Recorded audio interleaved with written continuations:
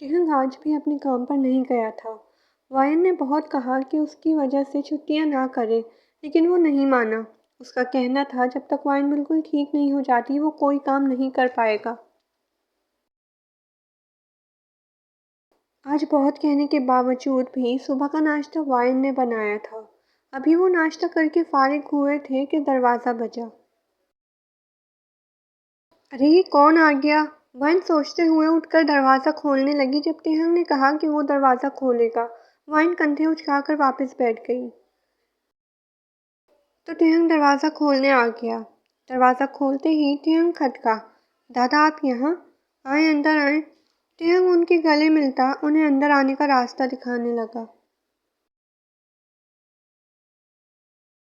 लेकिन उनसे पहले जिमिन अंदर आया और वाइन को अंदर जाने का बोला। वो नहीं चाहता था कि वाइन को उनके काम के बारे में कुछ भी पता चले। मैंने इन लोगों को बहुत कहा कि तुम्हें बुलाएं, लेकिन ये ना तो मेरी तुमसे बात करवा रहे थे और ना ही तुम्हें मेरे पास बुला रहे थे। तुम जानते हो मैं यहाँ सिर्फ तुम्हारे लिए आया हूँ। कितनी गलत बात है कि तुम आकर मुझसे ना मिलो। वो उसे साथ ही लिए चलते हुए अंदर आए। दादा दरअसल मैं कुछ बिजी था, वरना मैं खुद आता आपको रिसीव करने के लिए। वो उनके साथ बैठते हुए बोला। खैर छोड़ो इन सब बातों को, मैं तुमसे कुछ मांगने आया हूँ। तुम्हें याद है तुम बचपन में मुझसे जो कुछ मांगते थे मैं तुम्हें दे देता था। उन्होंने मुस्कुराते हुए कहा तो डेविल भी मुस्कुरा दिया। दादा मेरे पास ऐसा क्या है जो मैं आपको दूंगा?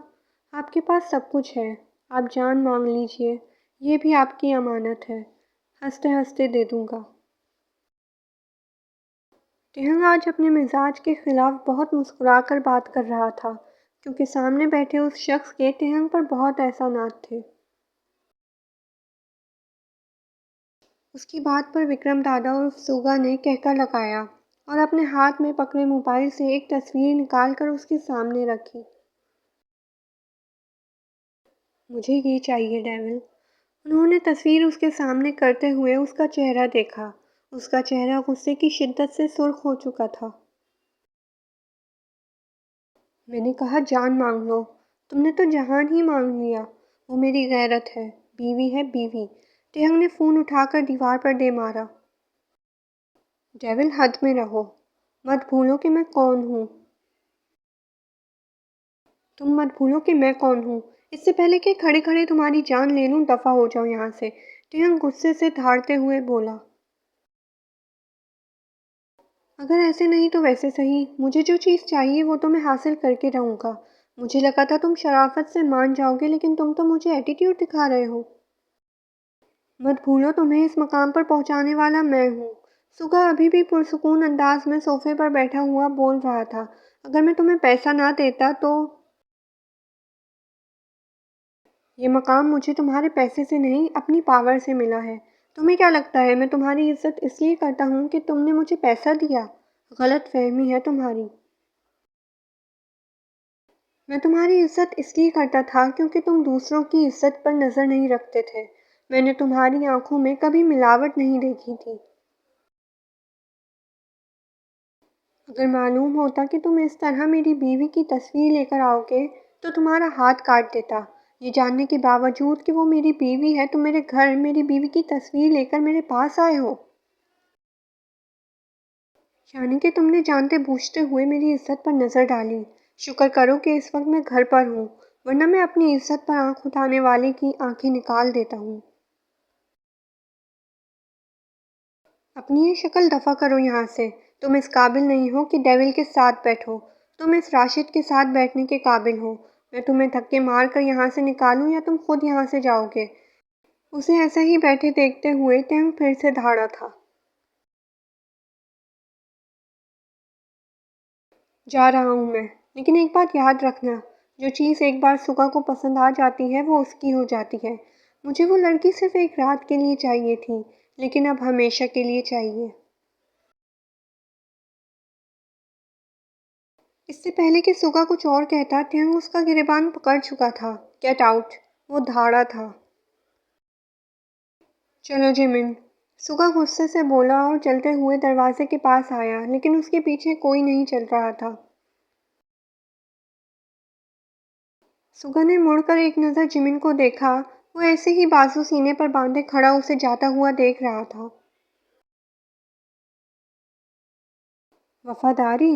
बहुत वफादार हो तुम जिमिन, लेकिन तुम्हारे जैसों की कदर नहीं है यहाँ। तुम जब चाहो मेरे पास आ सकते हो। वैसे भी तुम्हारा ये बॉस कुछ दिनों में मर जाएगा। सुगा से पंगा लिया है इसने। वो मुस्कुराते हुए बोला। जिमिन सड़कों पर भीख मांगकर खा लेगा, लेकिन डेविल के साथ गद्दारी कभी नहीं करेगा। जिमिन उसे सुनाने वाले अंदाज में बोला। सुगा गुस्से से वहां से निकल गया। मैं कभी सोच भी नहीं सकता कि सुगा की सोच ऐसी हो सकती है। अगर मुझे पहले अंदाज़ा होता तो मैं उन्हें कभी यहाँ ना लाता। वो मुझसे ज़िद करने लगे कि उन्हें मिलना है तुमसे, किसी भी हालत में। तुमने उन्हें अपने ऑफिस में बैठने के लिए कहा था, इसीलिए मैं वहाँ लेके गया। लेकिन जब मैं वहाँ गया, वो वाइन की फ़ोटो अपने हाथ में लिए बैठे थे। उनके पूछने पर मैंने बताया कि वो तुम्हारी बीवी है। बस फिर क्या था, वो मुझे साथ घसीट लाए। जिमिन अपनी सफाई देते हुए बोला, जबकि ये बात अलग थी कि कमरा बंद होने की वजह से वाइन कुछ भी नहीं सुन पाई।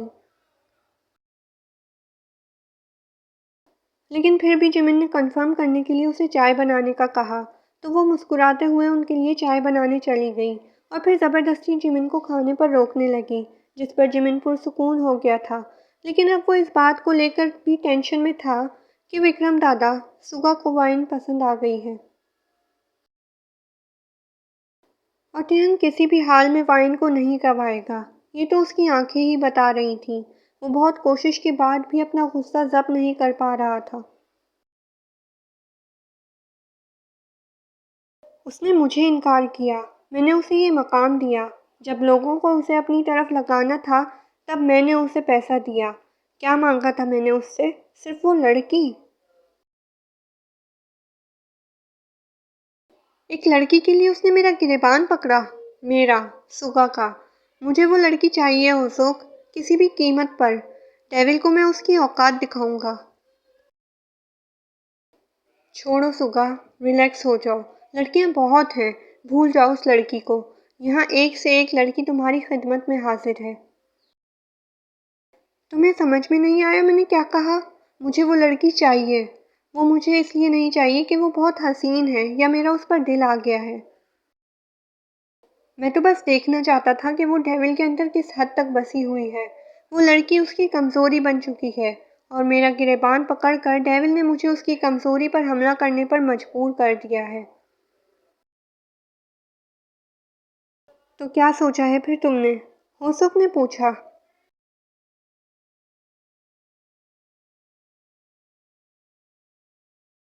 बदल गए हो तुम लोग, सब बदल गए हो। कल वाली किस्त में किसी ने नहीं पहचाना कि विक्रम दादा वाली तस्वीर मेरी है। वैसे तो मेरी कमर, नज़र, चाल ढाल देखते ही पहचान लेते थे मुझे, और अब कभी नहीं भूलूंगा मैं ये। याद रखूंगा कि तुम लोग ने पहचाना नहीं कि विक्रम दादा सुगा है, तुम्हारा बिल्ला है।